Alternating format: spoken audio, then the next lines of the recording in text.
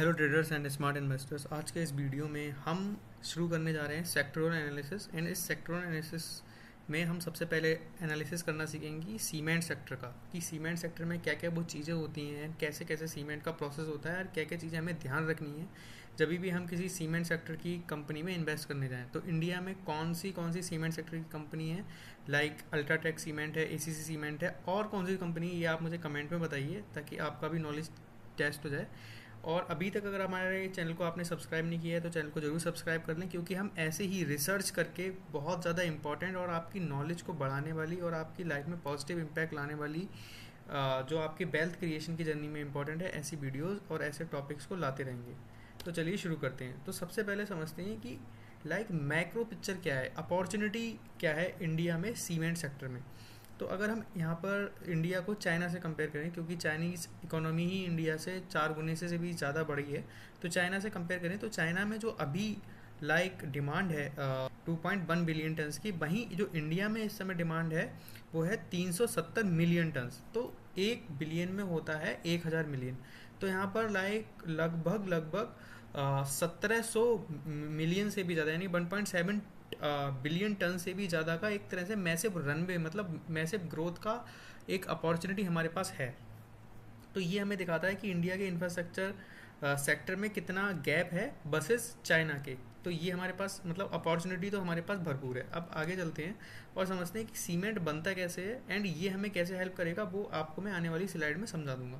तो बेसिकली क्या होता है कि सीमेंट बनाने के लिए हमें सबसे पहले चाहिए होती हैं माइंस, जहाँ से हमें मिलता है लाइमस्टोन। लाइमस्टोन बेसिकली होता है चूना पत्थर। चूना पत्थर उन माइंस से निकाला जाता है, कंपनीज निकालती हैं, उन माइंस से फिर लेकर आया जाता है फैक्ट्रीज में।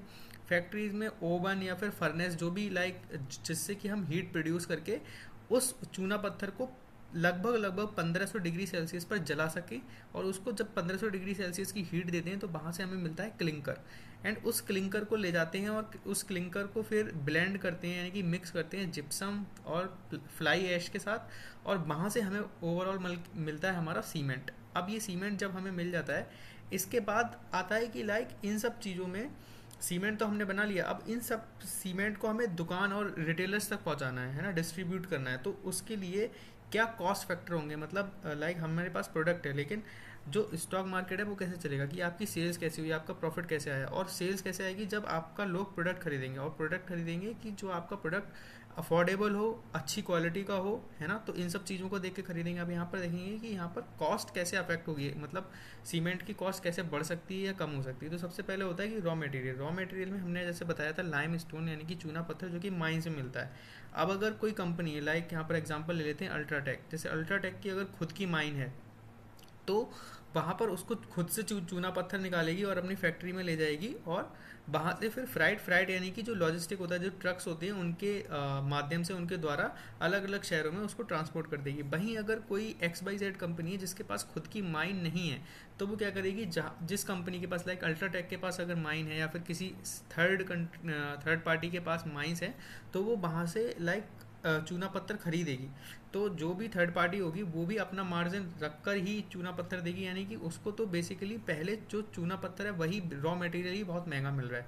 तो यहाँ पर उस कंपनी के कॉन्टेक्स्ट में उसका जो प्राइस है सीमेंट का जो प्राइसिंग है वो बढ़ सकता है ना। तो इसकी वजह से ओवरऑल उसकी जो लाइक प्रॉफिट होगा, उसका जो रेवेन्यू होगा, वहाँ पर भी ये चीज़ रिफ्लेक्ट करेगी।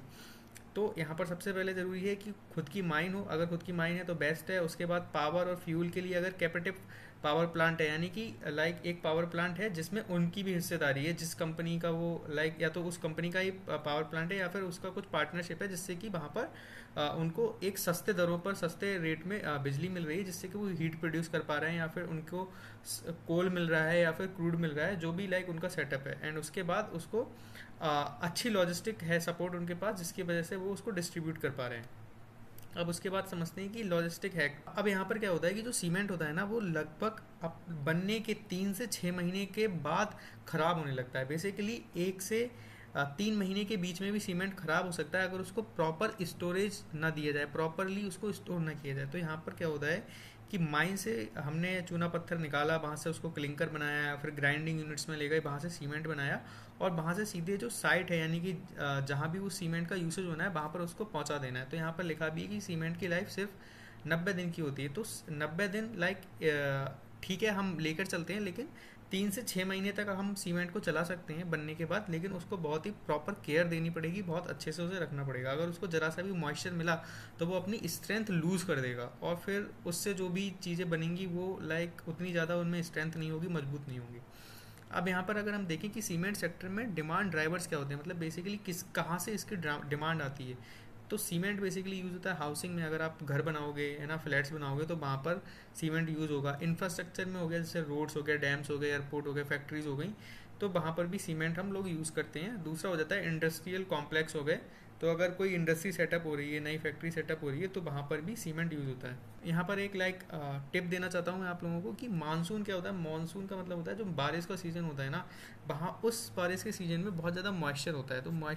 तो मानसून के सीज़न में बेसिकली 3 महीने तक कंस्ट्रक्शन स्लो रहता है, एंड इस फेज़ में सीमेंट की जो सेल्स होती हैं वो भी डिप कर जाती हैं। इसी वजह से आप देखोगे कि जो स्टॉक प्राइसेस होते हैं सीमेंट सेक्टर की कंपनीज़ के, वो मानसून के सीज़न में या तो रेंज बाउंड रहते हैं, या कंसोलिडेट करते रहते हैं, या फिर डिप लेते हैं। तो यहाँ पर एक छोटा सा ये टिप था।